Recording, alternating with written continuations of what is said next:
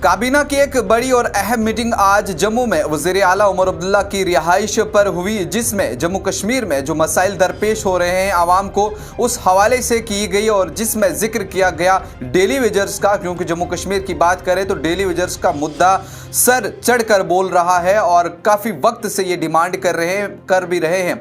और साथ ही साथ एज रिलैक्सेशन का भी जिक्र किया गया। उसके अलावा असेंबली का जो कम्प्लेक्स है अब असेंबली जम्मू के अंदर लगेगी, उस पर भी चर्चा की गई कि उस हाउस को जल्द कंप्लीट किया जाएगा, वहां पर जो काम पेंडिंग है उसको जल्द किया जाएगा। साथ ही साथ जो बेरोजगारी है उसको किस तरह से ख़त्म किया जाएगा। जम्मू कश्मीर में नौजवान बहुत बेरोजगार है, उनके पास रोजगार नहीं है। इस हवाले से जो वुज़रा हैं जिनमें सकीना इतू, सतीश शर्मा, जावेद राना शामिल रहे और इनको खासतौर पर हिदायत दी गई है कि अपने अपने डिपार्टमेंट्स में आप ध्यान दीजिए, जहां पर भी कमियां हैं उनको पूरी करने की कोशिश करिए और ये एक्सरसाइज आप आज से ही शुरू करेंगे।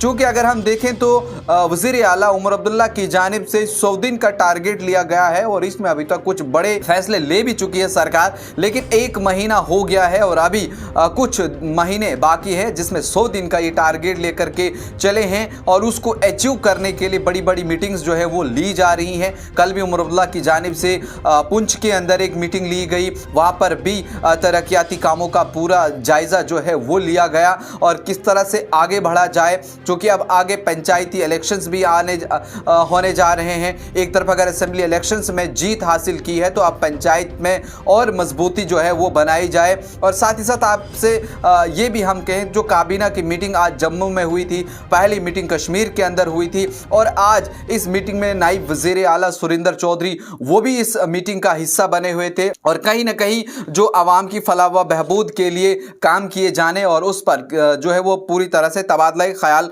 किया गया। क्योंकि अगर हम देखें तो काबीना ने तरक्की को फ़रोग देने और गवर्नेंस के कलीदी चैलेंजों से निपटने के लिए ये अहम पॉलिसियों पर आज तबादला ख्याल किया है कि जम्मू कश्मीर में पॉलिसी जो है वो फ्रेम कर रहे हैं, वो बना रहे हैं, लोगों के मसले मसाइल को हल किया जाएगा। जो मैंने पहले जिक्र किया कि आज के इस इजलास में या आज की इस काबीना में अवामी व फलाह बहबूद पर सबसे पहले तवज्जो जो है वो दी गई, जिसमें इंतज़ामी निज़ाम को बेहतर बनाने और आवाम के लिए बेहतर खिदमात को यकीनी बनाने पर तबादला ख्याल किया है। क्योंकि काबीना ने गवर्नेंस को मजबूत बनाने और माशरे के मुख्तलिफ तबकात को फ़ायदा पहुँचाने के लिए नए इक़दाम मुतारिफ कराने के मंसूबों का भी जायज़ा लिया है। और आपको मैं बता दूं, जहां एक तरफ वुज़रा इस मीटिंग में शामिल रहे तो दूसरी तरफ से चीफ सेक्रेटरी जम्मू कश्मीर अतुल डुलू जी जो है वो भी इस मीटिंग का हिस्सा थे, वो भी यहां शामिल थे। उनको भी हिदायत दी गई कि इंतज़ामिया को किस तरह से काम करना है, पब्लिक को जो मसाइल दरपेश आ रहे हैं, जहां पर आपकी ज़रूरत हो आपको भी वो हल करने जो है वो जल्दी जल्दी हल करने हैं। और इसके अलावा एलजी मनोज सिन्हा की जानिब से जो हिदायत दी गई हैं उनकी उसके ऊपर भी जो है वो चर्चा की गई है। और जम्मू कश्मीर में अब